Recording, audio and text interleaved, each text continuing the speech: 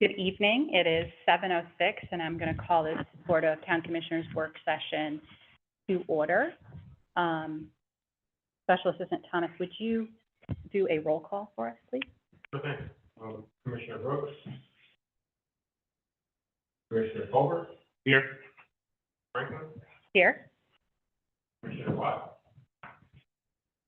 Commissioner Kabat. Here. Town Administrator Craig Nance. Present. Darnell Vaughn, or Public Works Director, Darnell Vaughn. Here. Police Chief David Burris. Here. Town Attorney Ruff. Here. That's all. Thank you. And now if we can all rise for the Pledge of Allegiance.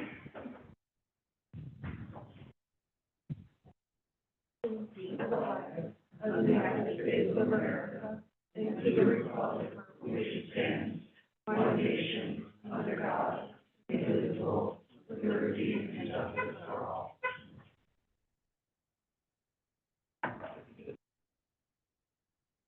So we will move on to a review of the agenda for this evening. For the record, Commissioner Brooks is in attendance. And if Special Assistant Thomas, if you don't mind just going through the agenda for us. Thank you.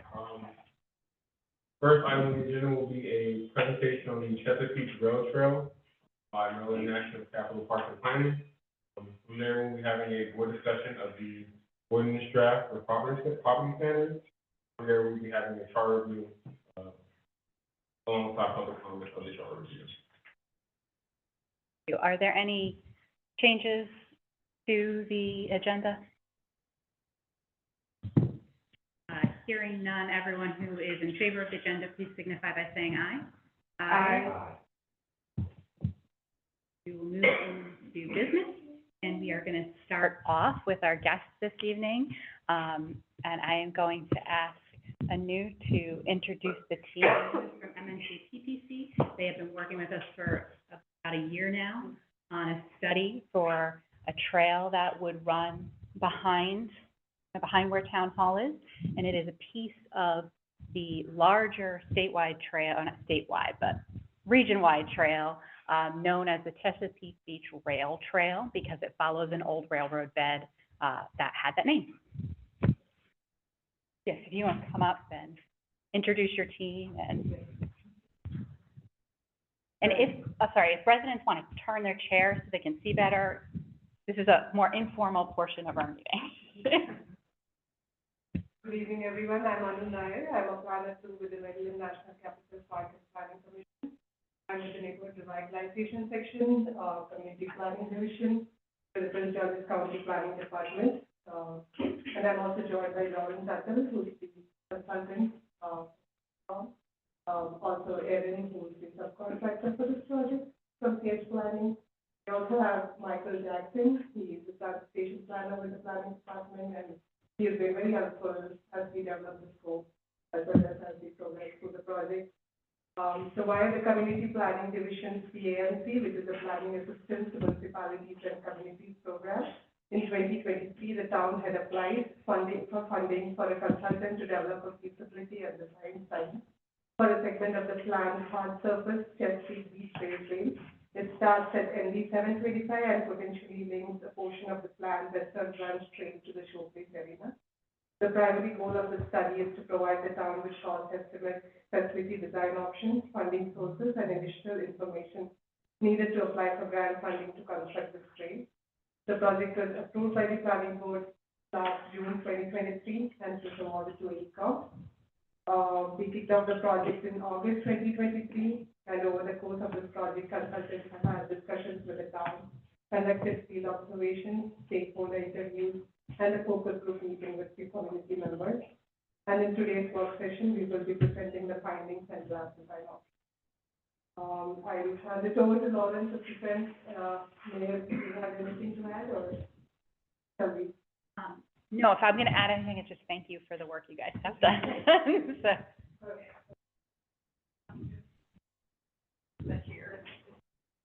just because this is where the sound is being recorded. Oh, yeah. Okay, yeah, you can, He can move the mouse over them so they can, in the recording as well, so. yeah, if you wanna go ahead. Oh, Sorry, I don't know. one more slide. Okay, great. Good evening, everyone. As on your mayor, my name is Lauren Tuttle. I'm here with a company called MSC, contractor of student development. So tonight, I'm gonna share with you a little bit about the, project background, the timeline, provide a little bit about the existing conditions analysis. I'm then gonna share some proposed trail alternatives, and then talk about next steps, and then questions or feedback. We'll, be happy to answer any questions and, take your feedback into consideration, as we move forward with the trail alternatives. Go to the next slide. Okay, so, Mayor Franklin kind of already provided some background on, this Chesapeake Beach Rail Trail. As she mentioned, the trail is envisioned on a approximately 28-mile-long route of a former Chesapeake Beach railroad, which was in operation from 1900 to 1935, and it connected DC to Chesapeake Beach. So if we can go to the next slide.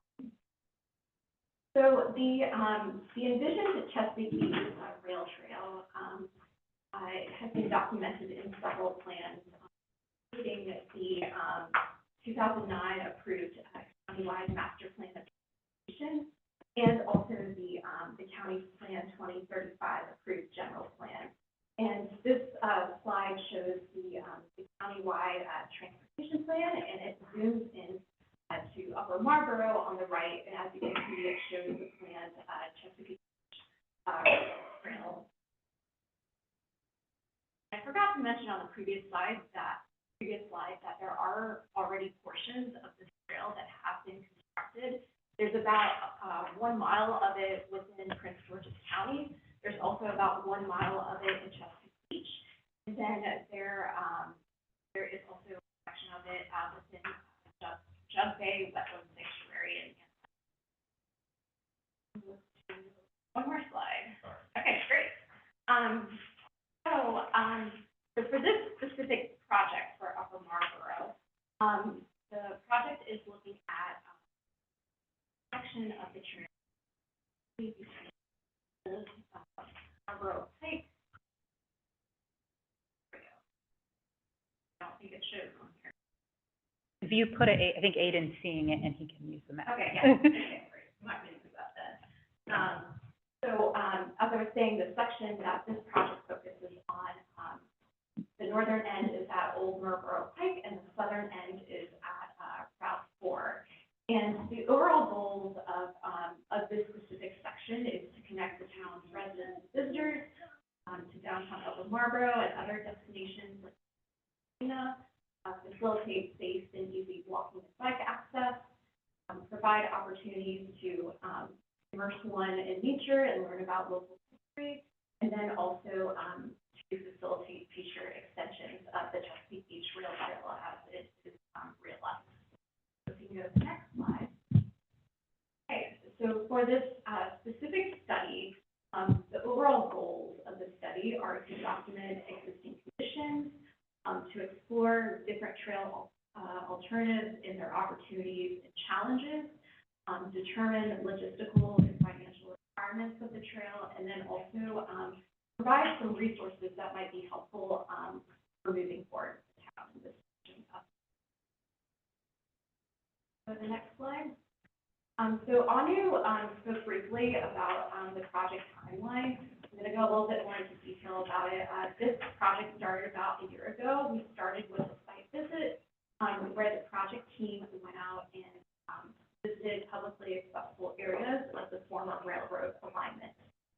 We then, taking the findings from that site visit, we also did a desktop mapping analysis where we looked at existing conditions, and we came up with some initial trail alternatives.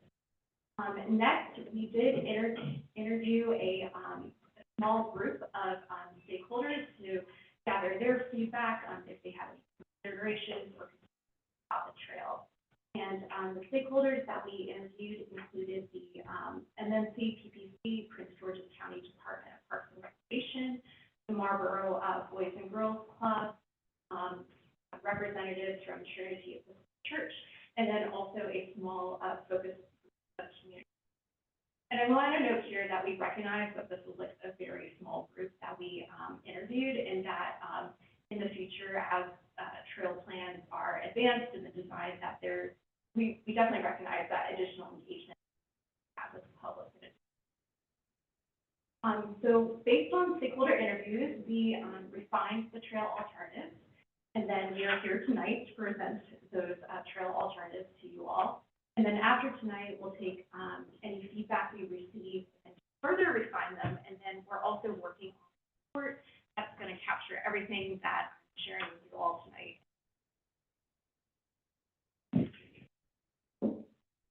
Next slide. I'll grab some water real quick.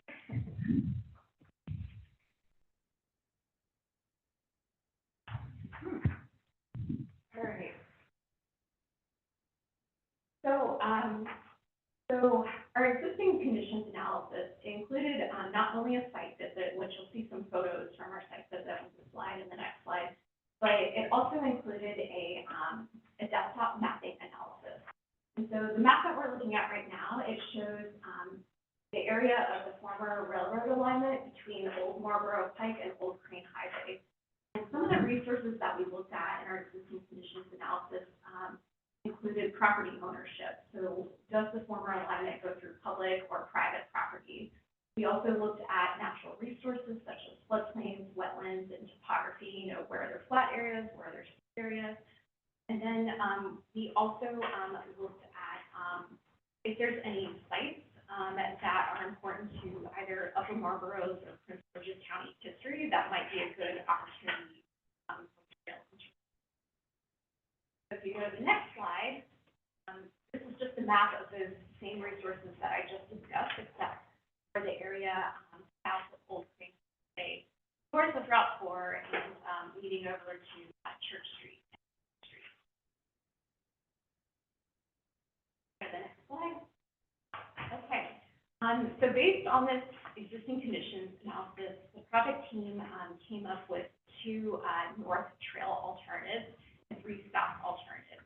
For the north alternatives, we're looking at the section between, Old Marlboro Pike and Old Crane Highway, and then the south alternatives focus on the area south of, Old Crane Highway.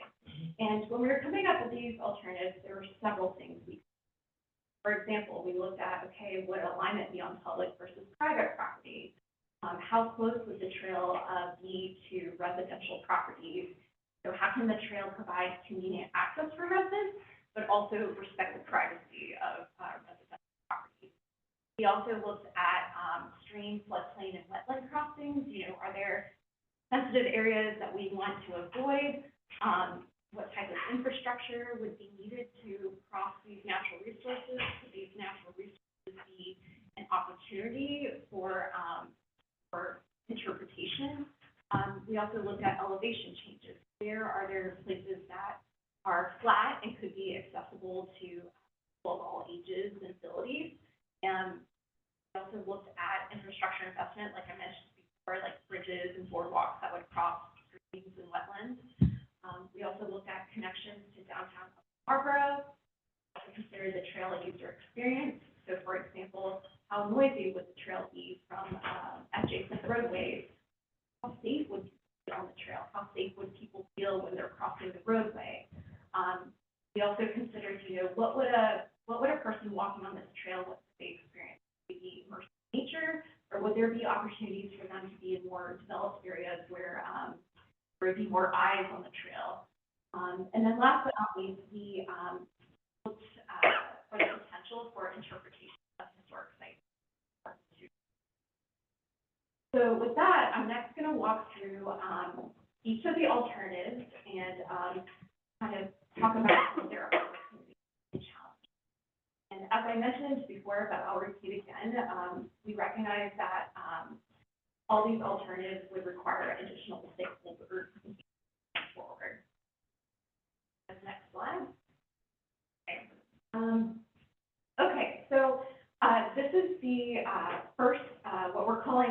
alternative N1 or north line.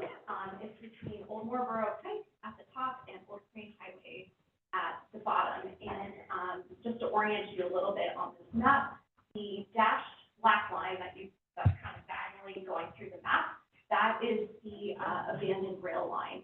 And then the thicker orangish yellow line that goes underneath it, that is the proposed, one of the proposed trail alternatives.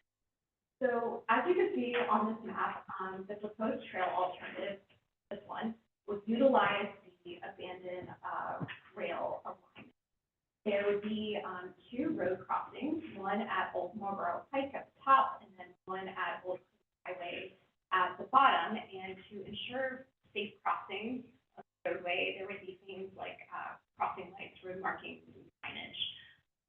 So this trail, starting up at the north top, it would start going through a property owned by before crossing. And because the abandoned rail bed is actually on elevated man-made berms, and this alternative is proposing a long elevated bridge that would connect the two sides of the Federal Spring Branch along the berm. The trail would then, moving south, pass through private properties, and it would be careful to avoid on the agricultural fields that are kind of to the southwest of the trail, and then also avoid infringing on residential properties that are to the. There would also be an opportunity for a small trail access point connecting rectory to the trail, and we imagine this access would be more for residents of the surrounding neighborhood. The trail would then continue south between Southwood Park and building complex. We want to note on this alternative that it would cut through a small portion of the existing parking lot. Yep, right where the cursor is. As part of this, to accommodate the trail, it would require revegetating that the portion to the west of the trail alignment to expand open space for the park. We do realize that one drawback of this is that it would reduce the number of in that parking lot. The trail would then continue south and connect to Old Crane Highway. And so overall, some of the advantages of this alignment is that it provides the most direct connection between Old Marlboro Pike and Old Crane Highway. Because the long elevated bridge is up on berms above, connecting across the Federal Spring Branch, that means that the trail would be out of the floodplain and wetlands. And some of the drawbacks of this alternative is that even though that bridge would get the trail out of the wetlands and floodplain, it would require infrastructure investment. Also, there would only be a narrow vegetative buffer between the trail and the residential properties to the east. And then last but not least, as I mentioned before, it would reduce the number of and they. If we can go to the next slide. So this is the second trail alternative for the north section. And overall, as you can see, this alternative kind of shifts the trail a little bit away from the abandoned rail line. And there's three key differences here that I want to talk about. So one is because the proposed trail is shifted, it would not necessarily be on those man-made berms by the Federal Spring Branch. It would actually drop down to the Federal Spring Branch, and there would be a short, low bridge connected to a boardwalk. And by kind of shifting that down, it would kind of maximize at least that section of the trail's alignment on that public property. Also, as you're moving south, that shift would also allow more of a vegetative buffer between between the trail and also the residential properties. And then last but not least, the trail would also skirt around the existing parking lot to retain. So next, I'm going to go through the three south alternatives, and I want to point out that these three southern alternatives, between one another, they vary a lot more than the north ones, and each of them would provide different user experiences. So the first south alternative would utilize the existing right-of-way along Church Street to connect where the north alternative comes in over to Water Street. Now, the existing sidewalk along Church Street would be widened to accommodate both bicycles and pedestrians.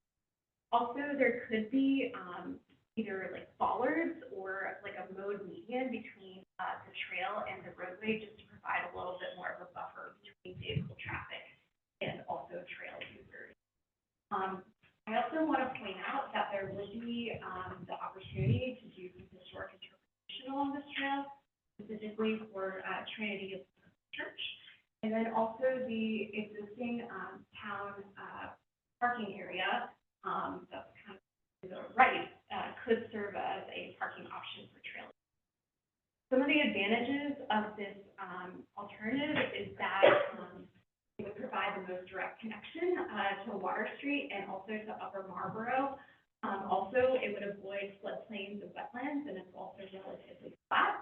However, one drawback of this alternative is that it may not provide the most pleasant trail experience. It might be kind of noisy from roadway traffic, and it might be less of a aesthetic experience than the other alternatives. Out in a minute. So if we can go to the next slide.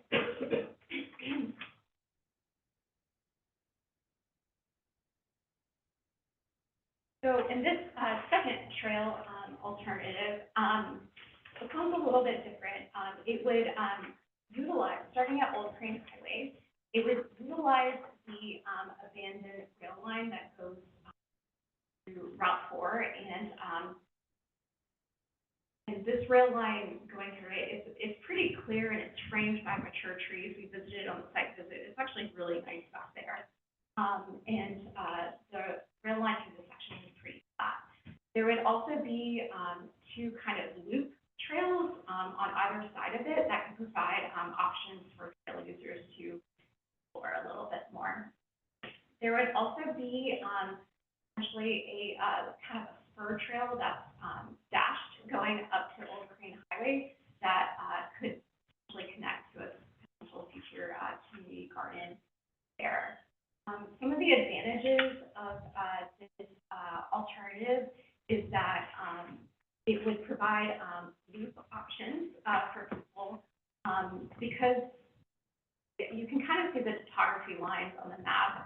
Some of the loop options would provide opportunities to, if you wanted to take advantage of the topography, you could make the route a little bit more challenging for users who want a little bit more of a challenging route. Another advantage is that it completely utilizes town-owned property. Some drawbacks of this alternative is that it doesn't provide a connection to Water Street. Next slide. And so for the last trail alternative, this one is kind of I don't want to say it's a mix of both, but it utilizes the town-owned property while also connecting to Water Street. So starting at Old Crane Highway, it would utilize the abandoned rail line before turning to go through the town-owned property through a wooded area. It would then connect to Valley Lane and go north up Valley Lane before turning again and going to Trinity Episcopal Church and the church's parking lot before connecting to Water Street. Now, because the area between Valley Lane and Water Street, there's floodplains and wetlands, it would require some sort of elevated structure like bridges or boardwalk. Some advantages of this route are that it would provide a nice kind of like quiet, aesthetic Water Street. Also, there's lots of opportunities for, historic interpretation. The little stars on the map are historic sites, and, there'd be lots of opportunities to interpret some of the sites that are important to, Upper Marlboro and Prince George's County, African American. Another advantage is that because it goes through the wetlands and floodplains, is that you could also add some nature interpretation. Some of the disadvantages of, this route, is that it does go through floodplains and wetlands, so it would require a little bit more of an infrastructure investment. And then also, so the star, southernmost star, that one. So along Valley Lane, there is a, historic cemetery. So any future planning, design, construction of the trail will be very sensitive of the fact that there's a cemetery there and avoid any negative impacts to. Okay, and if you slide. Okay, so, that's kind of a summary of the trail alternatives. Our next step after tonight, as I mentioned earlier, is to, draft a report and provide it to the town. In addition to that report, going much more into detail to everything I shared with you tonight, it's also going to include a section about trail features. So, for example, like, trail access points, benches, bike racks, lighting, vehicle bollards, that sort of thing. It'll also include a section about trail materials, so whether it's paved, forest pavement, or natural surface. And it will also include a, alternative analysis of all the trail alternatives. And then last but not least, it will include what I like to call a moving forward section that will include, some resources such as grant opportunities for future planning of the trail, and it'll also include a cost estimate of one of the alternatives. So the next slide. So with that, I would like to thank you for your time this evening, and I'm happy to answer any questions, and I welcome any feedback as we move forward. Thank you. So I want to start with commissioner questions, comments, and then I do want to add a public period for the public to ask questions. And we can also take comments, but I'd like to have questions asked the consultants. The board can take comments later. Do you have any? The one question I had, she answered anyway. So, No. yeah. Okay. It was about each step as you go, there would be like some, history. Yep. On like a little post, so yeah, that's what I had, yeah. No question, but I will say again, appreciate all the work that you all have done in putting this together. I mean, I have initial thoughts on which configuration I like, but I'd be interested to see, the report that shows, what kind of materials are being used, what other types of opportunities for, nature and historical aspects to be added to it as well. I think would bring a lot to this. Yeah, I don't have any initial questions. I am huge on this trail, coming from being able to access WNOD, like, we need this and we need it yesterday. So, no actual questions. I want to thank you guys for such a thorough study. I know that each of the alternatives has like their positives and negatives, and in reality, it's expensive. And I really appreciate all the information you're going to give us. It's going to help us to move forward and engage the community and pick a trail that's really the best for everyone. Thank you. So right now, for residents, if you have a question about the trail, if you can raise your hand so that consultants can answer any sort of detailed questions, and then we'll put the podium back and we'll take comments. Okay? Good. Steve. I think we're just dummies sitting. Would you go to the, alternative one spot at the thing going down, and then you moved it around? Yes. A little, and it's hard to see. I think the yellow one and the orange one. Yeah, I think, This one? I think all the way. To that slide. It's a north-south one that Yep. goes. Yeah, so if you, would you mind flipping back? You and can forth? walk up to Yeah. the TV, Steve. That's, I'll put this at the top just to see the. The if you go back and forth, you can kind of see, so. You can come closer to the TV if you can't Yeah, see. I That's okay. Yeah. let me come on the other side.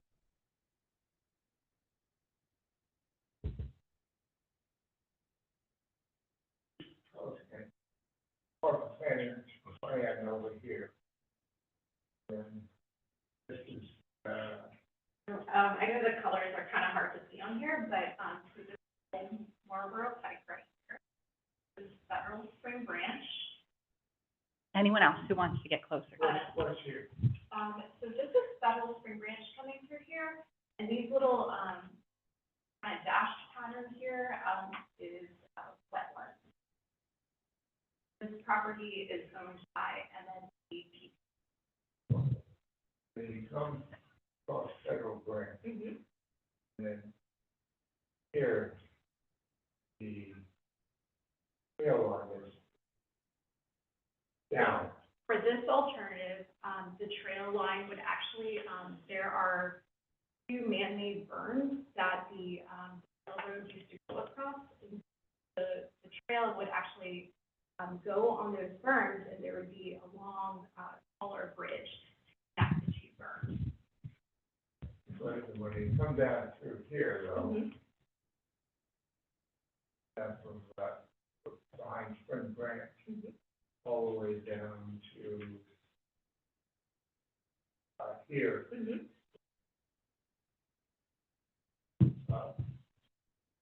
which is in the train ran in the ditch. That where you planted, I need to go back and look, but our assumption for this alternative is that it would follow where the rail-to-rail line previously went. I think it was a little above, I think the ditch, like, at the end of, Rectory. I think it's a little past that ditch. Are we thinking about the same thing? well, that's the line from back here, Mm-hmm. all the way down, and finally comes up. Yeah. There's a, looks like that they excavated Mm-hmm. and ran it, so they flattened it out. Yeah. It goes up, and, it's down.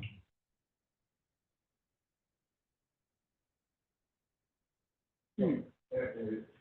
I assume that's where you want it to run it. And the question, one question I have is, So, Mayor Franklin, you probably know more about this. Right. Owners. And some of the property owners are here this evening, but mostly this is owned by MNCPPC, the school board, and, a group of the Sasser family. if that was, probably please, vision, I could keep operating, and it stopped, and very fast. It's a big problem over here.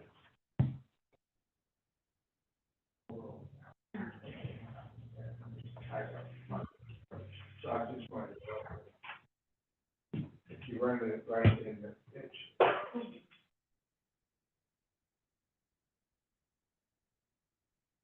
I will.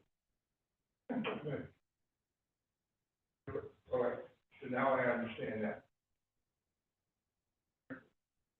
Can you go to the next slide? Yep, Thank you. next slide, so this one kind of stays about the same up here, but for the Federal Spring Branch, it would actually come down where the branch is, and then it would, come back and it would shift a little bit more into that property owned by, the Sasser family.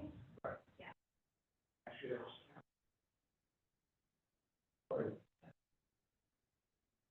Some of it's, yeah, when we get past the feasibility study, that's when we get into who owns each property and getting into those So negotiations. this one, So this property up here is owned by, an and over it, and then this runs along the top.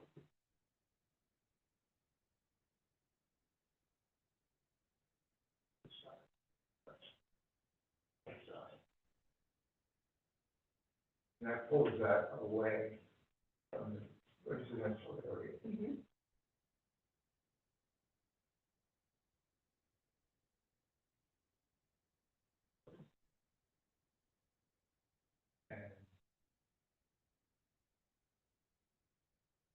that is an interesting thing.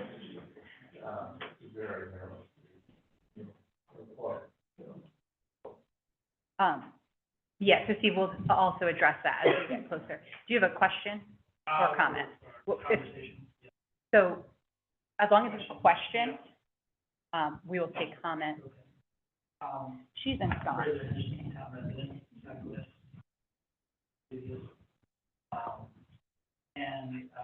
But also, related to people who own the farm, which does form a major portion of this section of the trail.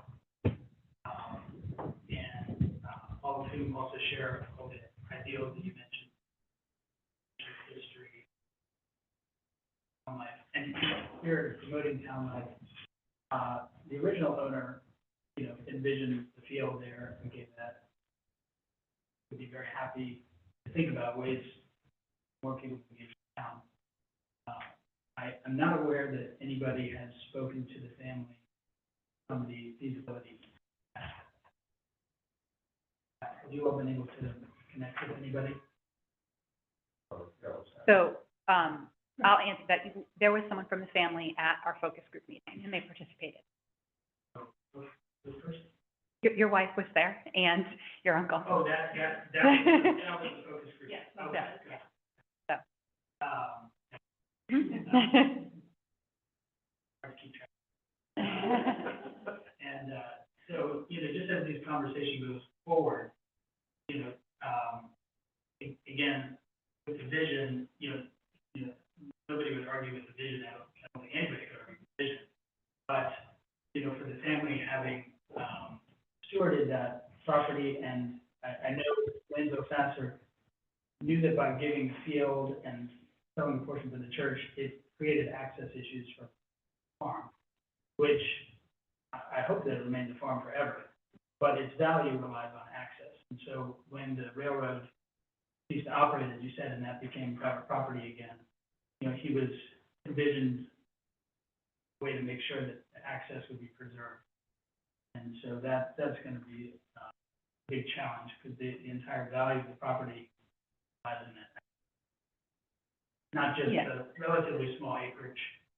I don't know if you all So, would be envisioning purchasing that, or how that would work, but. right, so you get kind of getting into like the more detailed pieces rather than the feasibility piece. And so that's kind of, as we go forward with the next steps, there will be more conversations about how to move forward with the family. Just there's one last question. Is there an alternative that does not require any part of? There really isn't another way to get around, there just isn't another way to get through there. Yeah. It would only be the. If there was another way to get through there, we would have found it, but there's just not another way to get through there. Yeah. It seems like an important stakeholder component. Yep. Thank you. Are there any other questions before we get into comments? Oh, sorry. Oh, online, we probably have some online questions. Thank you, Aiden. If you could just state your name, because we can't see you, that would be awesome. Thank you. Yeah, this is Brian Calicott. I live on Church Street. Just a quick question. I love these trails. I love the one that goes around the pond, Schoolhouse Pond. Anything with a boardwalk or a bridge, though, has maintainability issues, maybe not even in the short run, but let's say over 10 years. Is this something that is covered by the county, or is it something that the town will bear the expense of in perpetuity?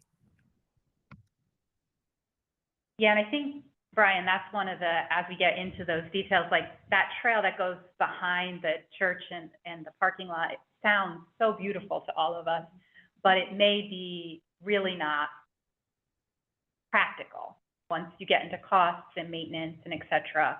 But it does sound like a beautiful trail, so we did want to still have it in our list of options.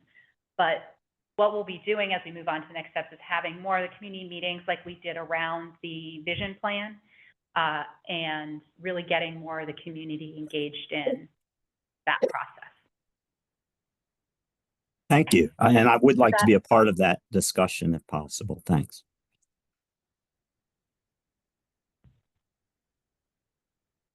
Anyone else online? Peyton, do you mind putting the podium back? Thanks. All right. Okay. So now if anyone has a comment, normally we don't open up for comments in a work session, but I am going to suspend those rules and allow comments. I'm going to try to keep, if we can try to keep to 3 minutes, I will time that. So if you would like to make a comment, if you can just come up to the podium, state your name and street. You don't have to give us your address. And if you're online, raise your hand. Oh, yeah, come on up. So, real quick, very much in favor of this. Or in doing, knowing that this was in planning, I did a little bit of research on the rail, and went out, had my map, and stood in the parking lot of the Board of Education, so they can bring some here, that kind of thing. But as a walker, it would allow, like full circle of the town. Right now, I walk a lot, kind of going down, back, and this would make full circle, so. Maybe just walk through your yard. Yeah.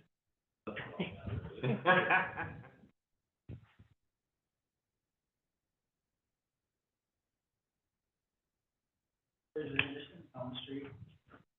There was a big presentation, although I did notice on the pros and cons of each plan, listed on the cons was not the aspect of getting stakeholder engagement, which for a project that would potentially alter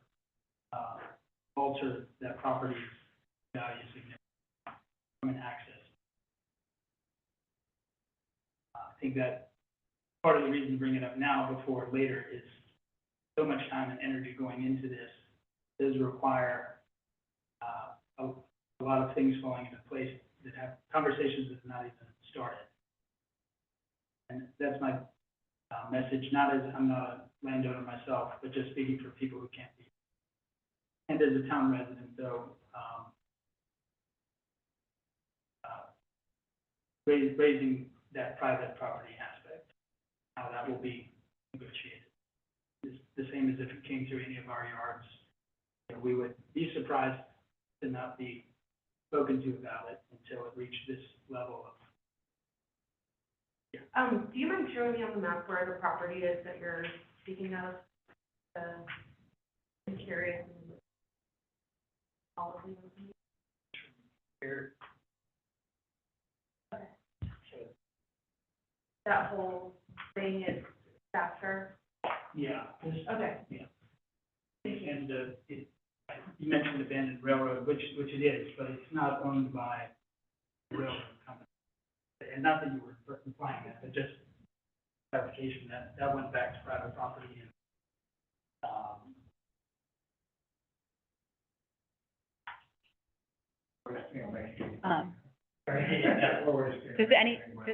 Does anyone else have a public comment?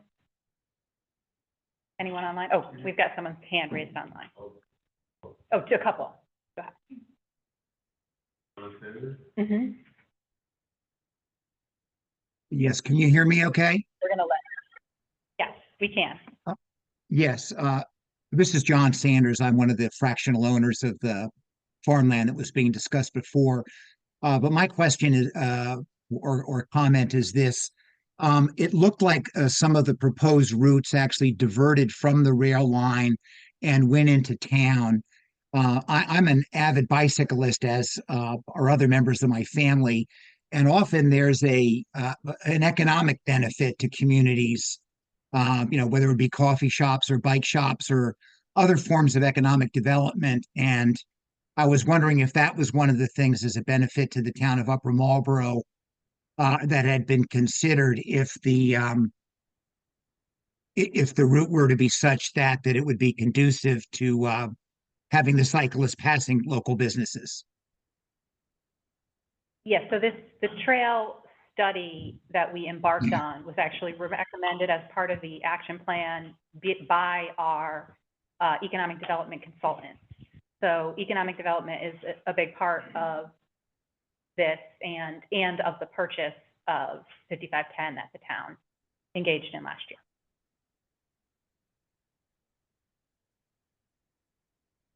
I will say bicyclists love to stop at breweries on the trail. So, was there another hand raised online? Yeah, Oh, it's just Darnell has a question.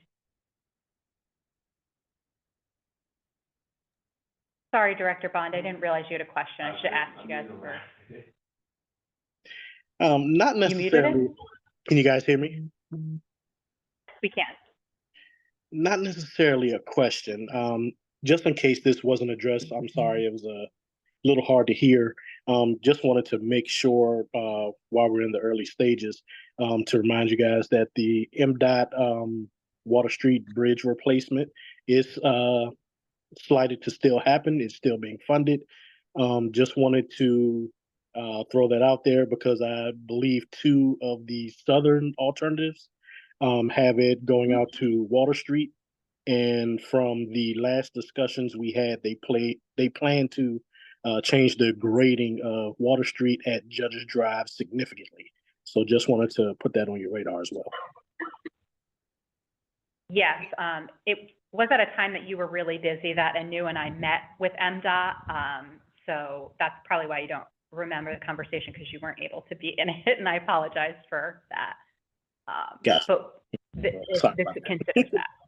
Yeah, no, that's okay. It was a lot going on in public work, so you had to miss the meeting. I'm sorry. Gotcha. All right. That's all I had. Thank you. Steve, you had a comment, sorry. It's on my record, and I like alternative one. Okay. Thank you. All right, I don't see any more hands online. I don't see any more people standing up in public. I really want to thank Anu, Lauren, and your team for being here. Everyone coming out and giving up their evening to be with us tonight and present this, and all the hard work that's done. And MNC PPC, thank you for having this program that is planning assistance to municipalities, because this would be really hard for us to do without it, and we really appreciate it. So let's give them a round of applause.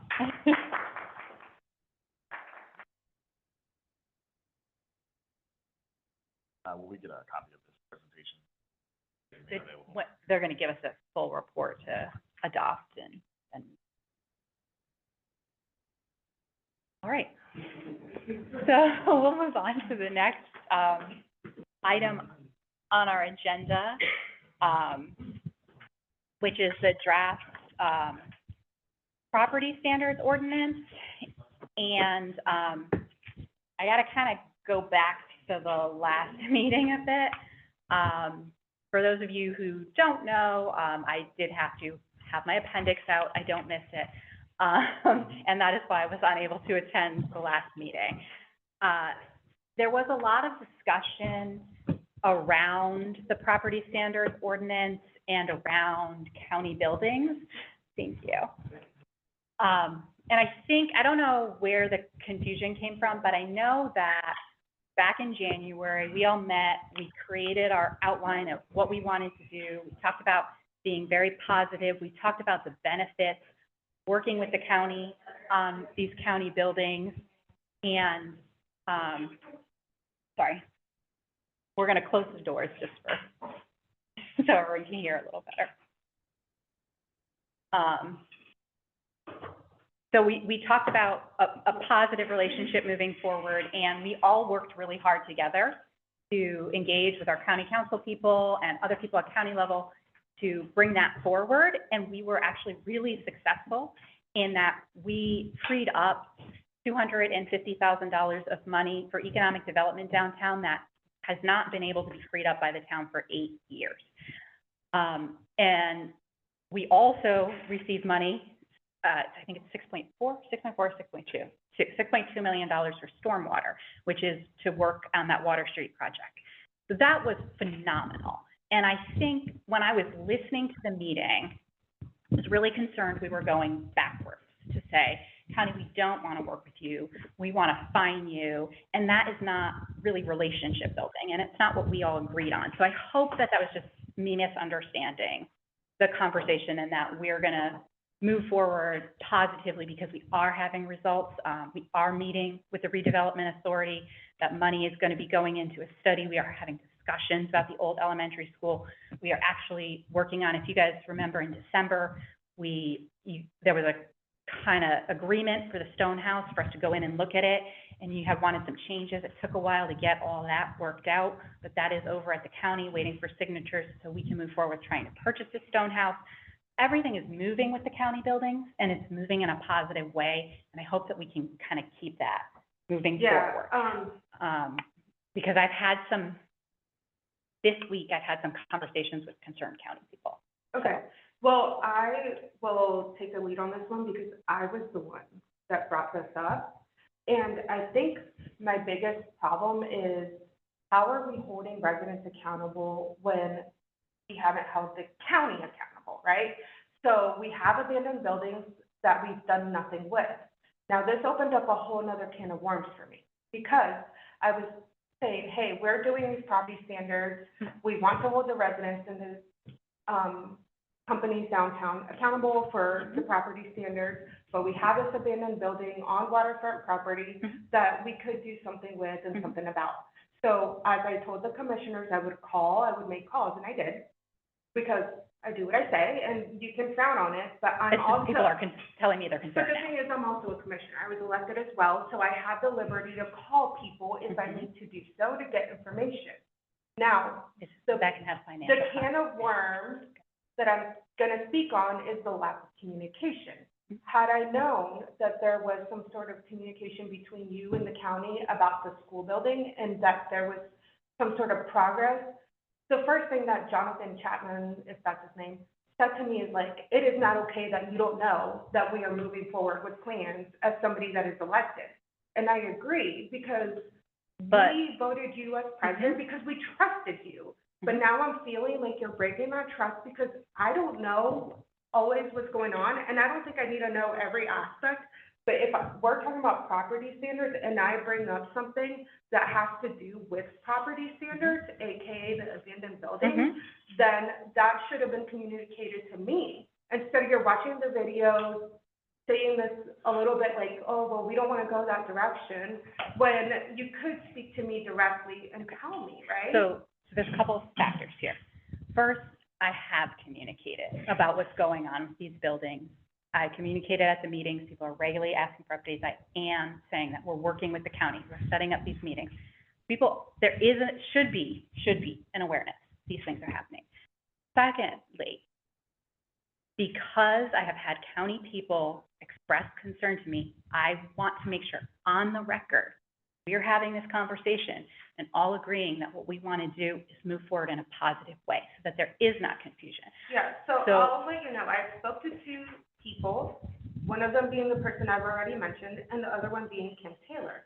Both conversations were positive. Both conversations were kind of going, like, we understand what you're saying, we can work together. So if somebody's coming to you and saying something separate, then like I can't, you know, do anything about that because I'm me, I'm Alma. Come to me and talk to me if you were upset by anything I said. But I tread really lightly when I speak to these people because, as I said to Kim Taylor, as I said to Jonathan, as I said to Leslie when I spoke to her, I don't want to ruin this relationship. I'm not trying to burn any bridges. I'm just trying to understand how we as a community can hold people and say, we're going to find you, we're going to come on your property and find you and not even give you a fair warning. Like, we haven't really communicated this. And we are doing something about the abandoned building, other than we're just holding you accountable, but what is going on with county buildings? Right. So I think I want to come back to, I have communicated this. And you reached out to me and said, can we talk about OMS? And I said, absolutely. And then I was in the hospital. And instead of waiting you spoke in the public meeting. I don't want to get into details, so this is why I have to speak in the public meeting. I have to set the record straight because people from the county listen to these meetings, and they need to know how we feel about it moving forward. I understand that there are, I think, 3 residents who have property, and they have issues on their property. I know that your husband is one of those properties, and I know that's concerning to you. I don't think it's correct to say that there has been poor communication. So first, Let's first, bring up I'm my- sorry, I let you talk. I know, and but you- if you're gonna bring up my family into this board meeting, I'm gonna step up. Number Okay. one, my husband's truck is working. Uck went out of his way to Okay, tell my so- husband so that we we would see each other in Okay, court. so, That is inappropriate. okay, Number so two, we need to my come, concerns are for the community, as multiple people have said, Right. that they didn't even know this was So- rolling out. A green slip on someone's property is an infringement of their privacy. You went So- onto their property, you did something, Okay. and you didn't tell them that you were going to do that thing. So me getting a green sign on my property is not clear communication from the commissioners to say, we are rolling out property standards, and this is what we're gonna do. Here are the top 10 things that people usually have infractions for, and starting October 1st, you're gonna start getting notices saying, none of that has so, happened, so, Sarah. hold on. I would like you to allow me to speak. Okay. Thank you. Go ahead. First of all, we have had property standards in place since 2016. So we've had property standards in place Okay, since but 20, I've lived so here for how long? you were I've gonna, never so- received I'm sorry. anything until now, Commissioner Pravat, right? I am speaking. I have asked you to allow me to speak. I just don't want you to speak to me like I am not aware I- of what we're talking about here. Okay, Don't bring up my family on the board and then expect me not to get defensive. it's just that you Don't have bring brought up that my husband Okay. on this board, because I will not do that with you. I respect you in a way where I won't touch your family. I'm not Does trying that to make touch, sense? I'm not trying to touch your family. You have brought it up in this board. and Not on that- this conversation, though. That is my husband. Don't do it. You have brought it up before to the board that that is an issue. Now, if I can speak about what this process is, because this is what we're dealing with. The process is that we have existing property standards. They have always been enforced. In February, we hired a new code compliance officer, and he began taking up, there was a period of time when we didn't have a code compliance officer, about maybe 6 weeks. And then he began, and the green courtesy cards went out. And this is, someone has to go on your property, put the courtesy card on your door, that's correct, but that is not a violation. Property standards are required by the state, the county has property standards, and they need to be followed by all the business owners and the residents. Most people have either fixed the problem on the green card or contacted our code compliance officer and worked out a plan so that they could have the time they needed or the timeline they needed to address the concerns on the property. Chief Ross, I'm going to ask, there's about 3 people who are still, there's about 3 people who have not resolved the issue. Now, the municipal infraction is the next step for all these people. They have, since February, they've been being communicated with. So this isn't new, it's not anything different that's rolling out than what's been in place. And so we're just implementing and enforcing our laws. So municipal infractions will be going out this month for those people who haven't worked it out. But it is not a large portion of the community. The other piece is that the other piece of what happened at the last meeting was that there was this discussion about the property standards, this discussion about the county.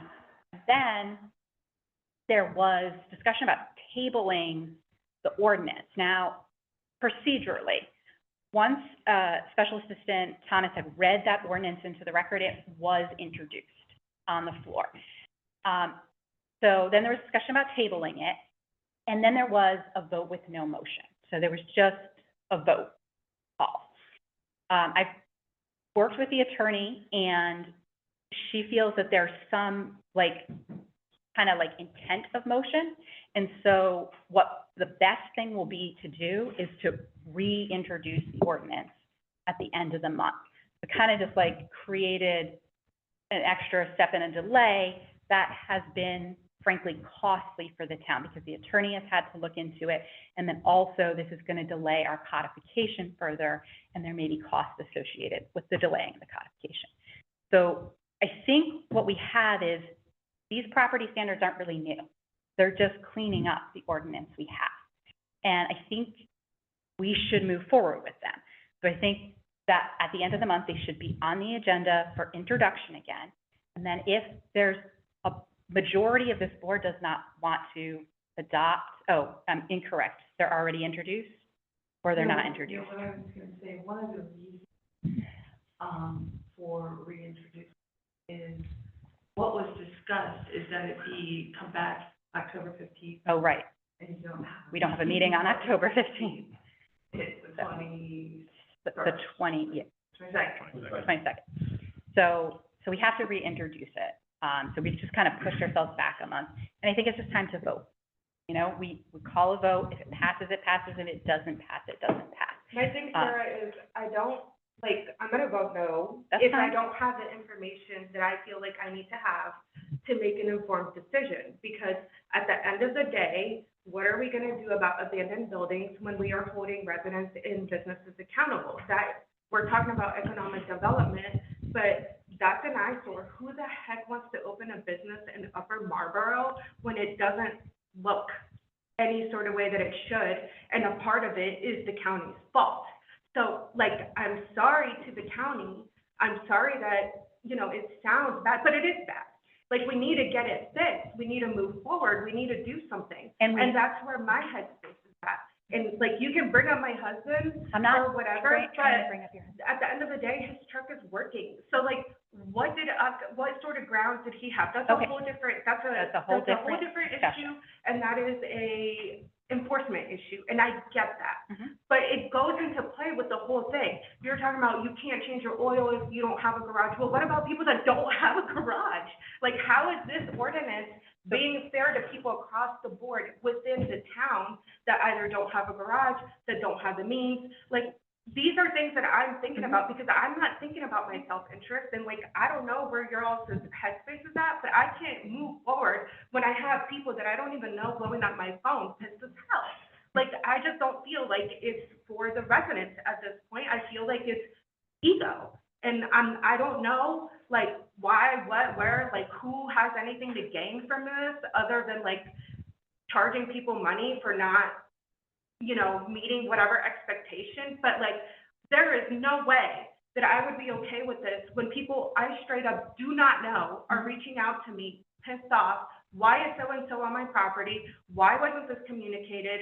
And somebody else is the one that brought up the school. This wasn't even in my radar. I didn't even think about it. I'm aware of previous administration's approaches to the school, and ours has worked. So I want to go back to this. So first of all, changing oil takes a few hours in a day. No one's going to give you a citation for changing your oil. Right, but you're the one that said we're not even allowed to change the oil So- on our driveway so- technically unless you have a garage. And that's why it So- comes up, because you brought it up. Right, but I'm me. So- we're getting a little off topic here, but I'm not enforcing code. I am not enforcing our code. What is being done is addressing large problems. And with economic development, this is really important because one of the things to kind of go back with the whole background with the county is, first of all, the county buildings were offered to us about 15 years ago for $1. When the county had decided they were taking them off their maintenance rolls and they weren't going to be maintaining them anymore.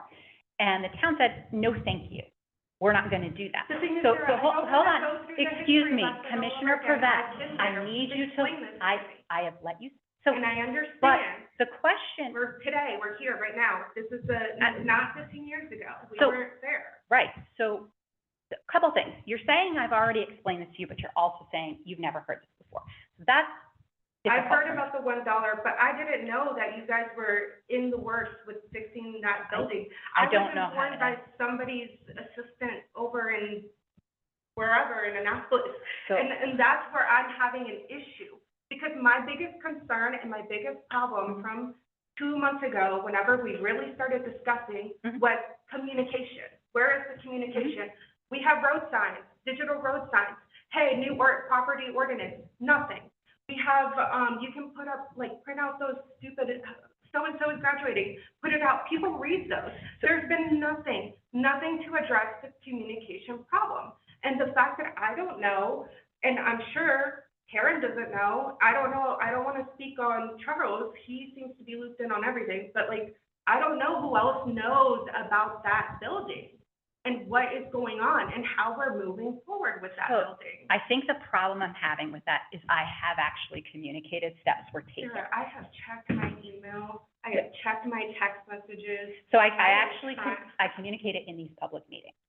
That's when I communicate it. So I'm sorry that that isn't working, but I need, communication is a two-way street. Sarah, I write detailed notes. I think even Derek has mentioned how annoying it is that I'm scribbling away and Okay. everybody's like, why? What Okay. are you writing? So we're again getting off topic. But what's happening here is I'm being accused of not communicating. I have communicated. So that is not accurate. It sounds like you would like me to communicate with a different way. And when I went into the hospital and was unable to do that communication, things came up in this meeting.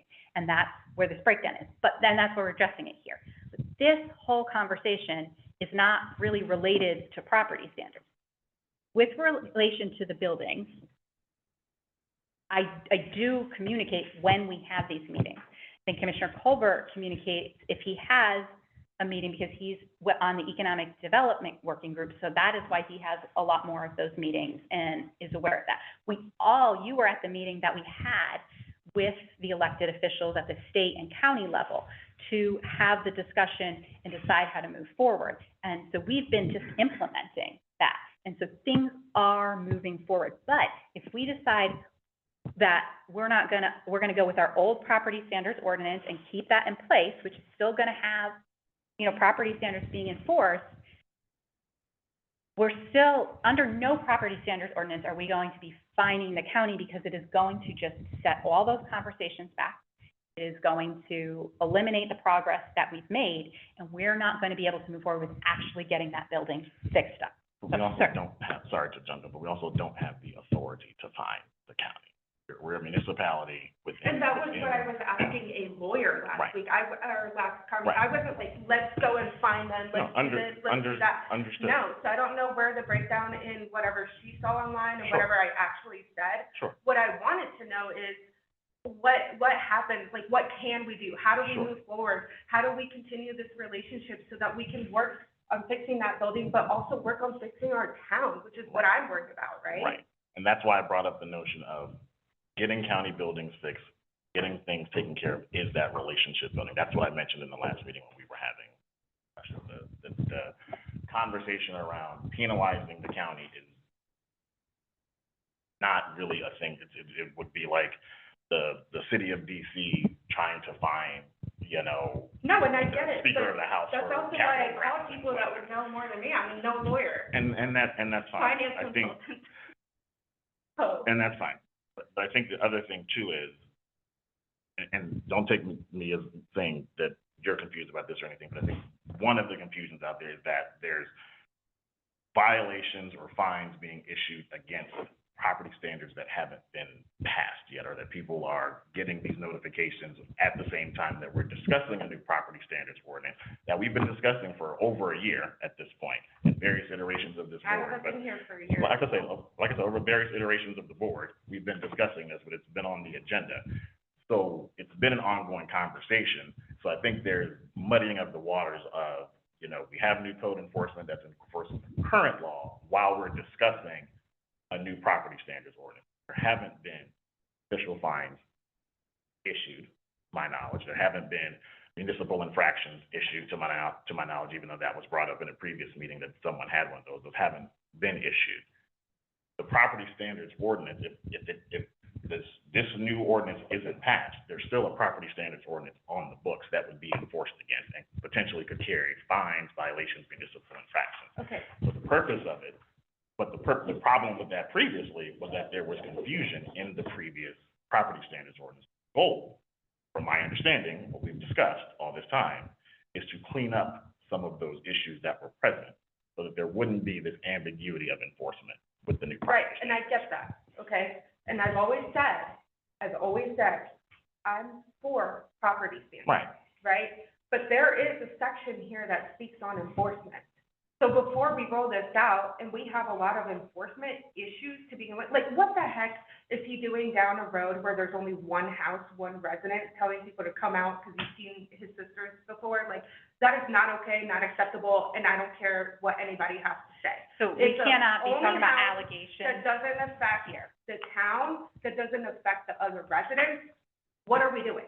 So we cannot be talking about specific issues and allegations that have What is been, he doing on a road where So, there's hold one on. house that doesn't affect the community, So- that doesn't affect the residents or businesses downtown? so I would argue that property standards throughout the town actually impact our economic development, especially for those of us that live on the main arteries, but also for those of us who live on areas that are pass-throughs, and that area is a pass-through. When people come through town, first of all, downtown, the biggest problem we have downtown is the property owners who've owned those properties for decades do not maintain them. And that has to change. And we need to set that standard by holding our commercial property owners liable for the damage that they're doing to our economic development. The county needs to see us doing that if they're gonna invest I as well. understand, but I And- thought we but- were going hard downtown, not on the So, residents. so we are going hard downtown. We're not going hard on the residents either. Like I said, there's only 3 people who are in danger of a municipal infraction.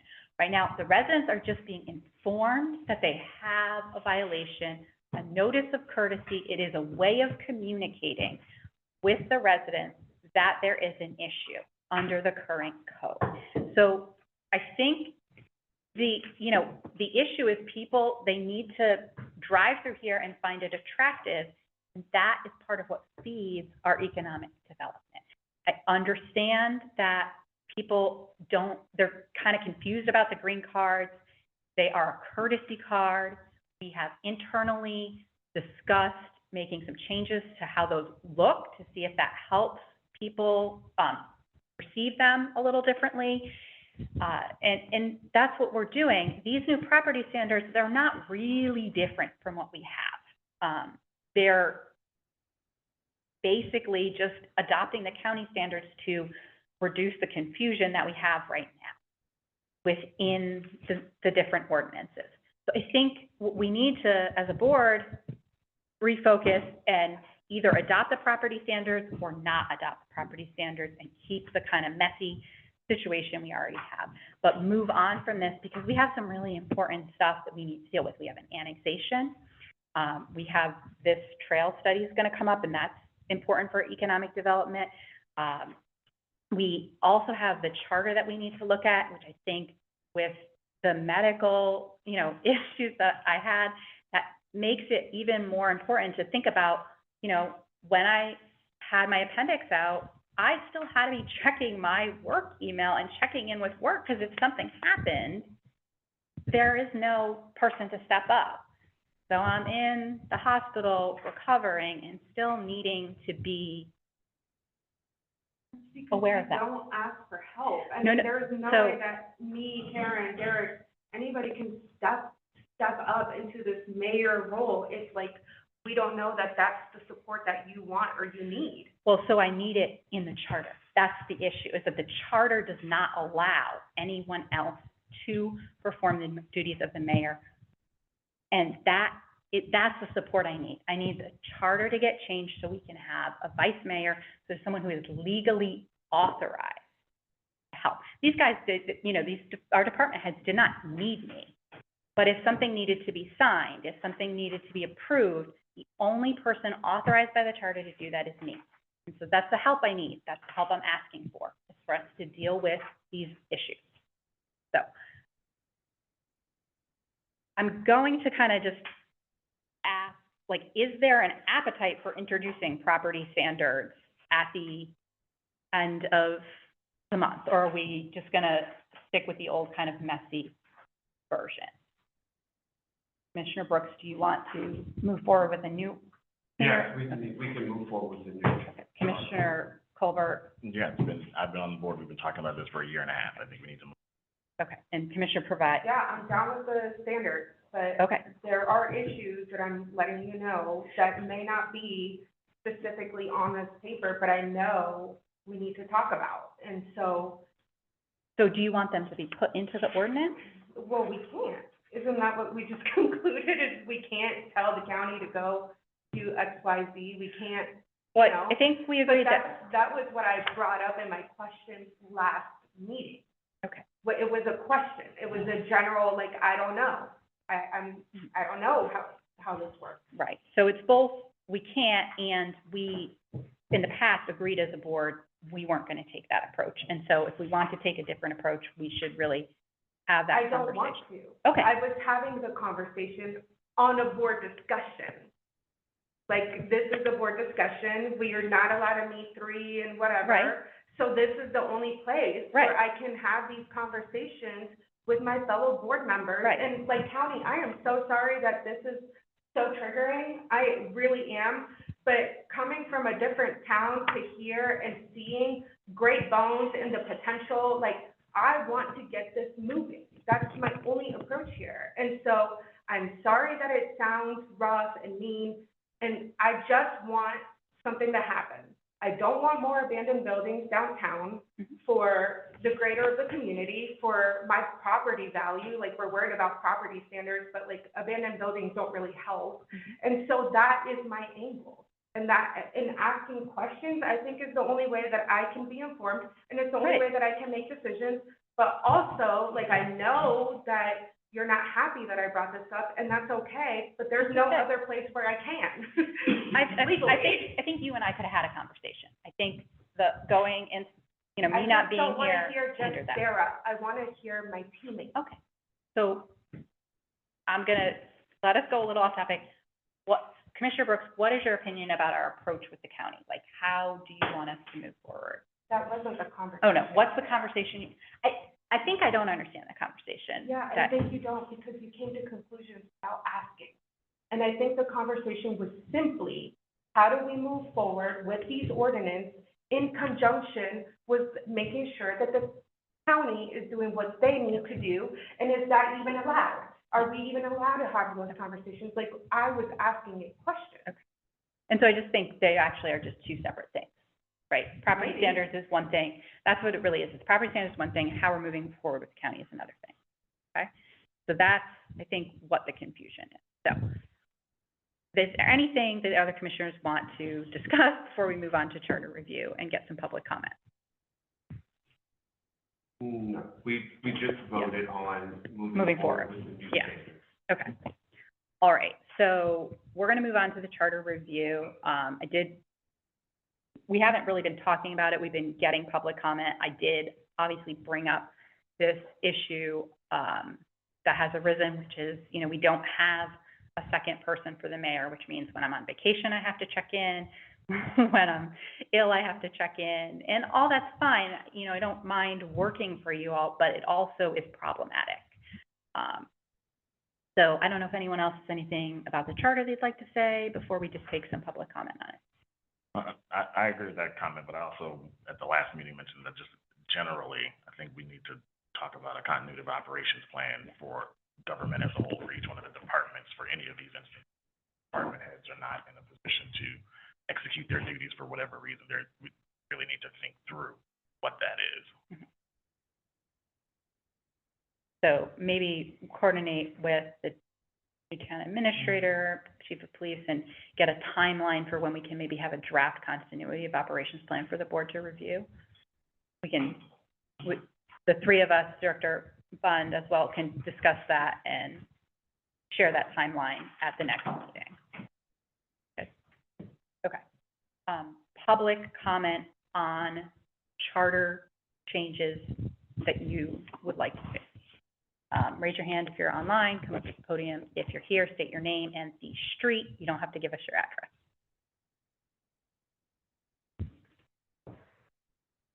Okay. Seeing no public comment, I suggest we move on to administrative updates. Nope. I don't know if you have any administrative updates. Huh. Maybe just click on it within the box. You'll be able to see it.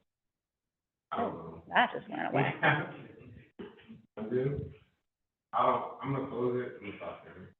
Well, administrative updates, I'll start with Town Administrator Anderson. Do you have any administrative updates for us?